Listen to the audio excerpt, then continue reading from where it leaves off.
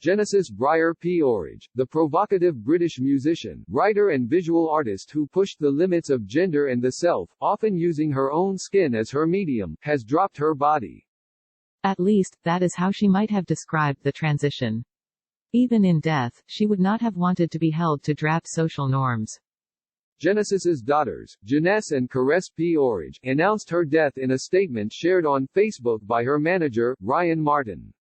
They said Genesis died at her home on the Lower East Side of Manhattan on Saturday from leukemia.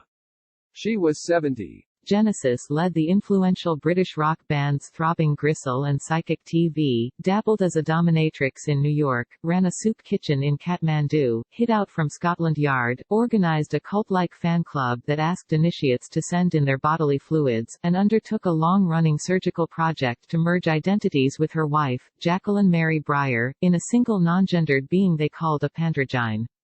It was a full life. We've not squandered it, Genesis said in 2018, using the plural pronoun to convey that she spoke for this dual identity. We've utilized it to the maximum we could. She was born Neil Andrew Megson on February 22, 1950, in Manchester, England, the second of two children of Ronald and Muriel Megson, who both worked briefly as semi-professional actors. Sickly as an adolescent, she had what she described as a tortured passage through England's elite public school system, never comfortable with her body and gender. When, as a teenager, she discovered the surrealist drawings of Max Ernst, which mashed together heads of one species with bodies of another, it gave her an early taste of the liberation she would pursue for the next 5 decades. I'd grown up thinking that the world was what I saw, and then I realized it wasn't, it could be anything at all, she told the New York Times in 2018. It was the dawn of the psychedelic 1960s, and she saw that she could create herself in a new form, as an alter ego she called Genesis P-Orridge, who became a canvas for a wide range of experiments, artistic, pharmaceutical, surgical and spiritual. After art school she formed a confrontational performance group called COUM Transmissions, which shocked the British art world with a 1976 exhibition called Prostitution, at London's Institute of Contemporary Arts. The exhibition included pornography, strippers and used tampons, and led one member of parliament to call the group Wreckers of Civilization. The core members of COUM morphed into Throbbing Gristle, an often abrasive experimental band that coined the term industrial music to describe its repetitive, amelodic soundscapes. As with COUM, performances might involve nudity, self-mutilation, dead animals and Holocaust imagery. The band's best-known single, Zyklon B Zombie, referred to the poison gas used in Nazi death camps. At the time, Genesis lived with the band's guitarist, Cozy Fanny Tutti, who later described her as domineering and abusive, an accusation Genesis denied. Thus began a career that moved from street theater and small rock clubs to established art galleries and museums. Tim Moore, who was helping Genesis write her autobiography, described her as a Zelig-like character who connects to the beats, was friends with William Burroughs and Brian Gysin, then in the midst of the hippies with Timothy Leary.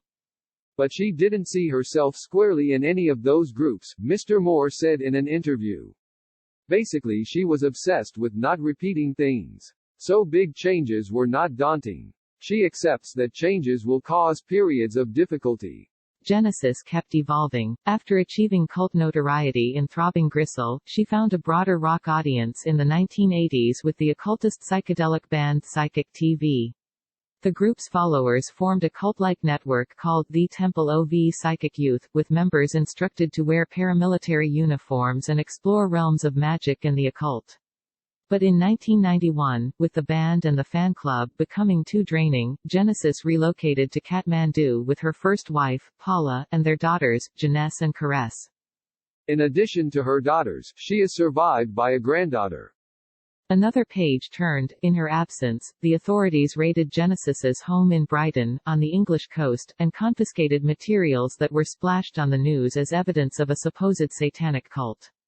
Though no charges were filed, the family went into voluntary exile, ultimately landing in California and the orbit of Mr. Leary, the LSD pioneer, who became a friend and influence. There, as Genesis's first marriage unwound, she found another unlikely identity, as a single father of 2 girls, attending PTA meetings in a silver miniskirt and thigh-high boots. They were good meetings, she said. On a trip to New York, she met Jacqueline Breyer, a dominatrix and nurse. Their love was so consuming that they wanted to fuse into a single entity, freed from the binary divisions of gender. After Genesis was severely injured in a fire in the California home of the music mogul Rick Rubin in April 1995, the couple moved to New York for her recovery. They shared clothes and makeup.